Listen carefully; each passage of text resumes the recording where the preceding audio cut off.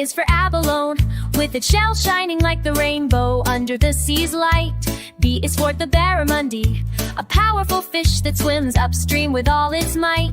C is for crab, sideways it scuttles across the sandy floor. D is for dogfish, small but fierce, patrolling the ocean's door. E is for gilpout, wiggling through the seaweed bed so tight. F is for fanfish, spreading its fins like a fan so bright. G is for green sea turtle, gliding gently old and wise. H is for herring, swimming in silver schools beneath the skies. I is for Indian mackerel, flashing like lightning when it speeds.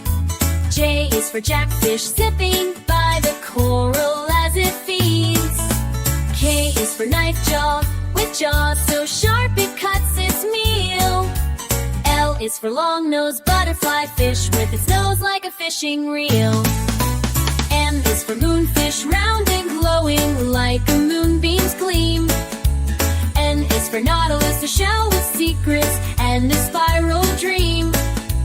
O is for oarfish, long and wavy like a ribbon in the sea. P is for parrotfish, chomping coral happily. Q is for quillfish and quillfish, bending like a sea-grown. R is for ribbon eel, boo. L is for nolens, as Jolin's to list. S is for swordfish, with the blade that cuts the tide. T is for truffifish, long and thin, it likes to hide. U is for urchin, fish dripping tightly to the shell. V is for velvet crab, soft but armored well. L, U is for whale, the giant of the ocean wide. X is for Xantic sargo, yellow stripes along its side. Y is for yellowfin tuna, racing through the sea so fast.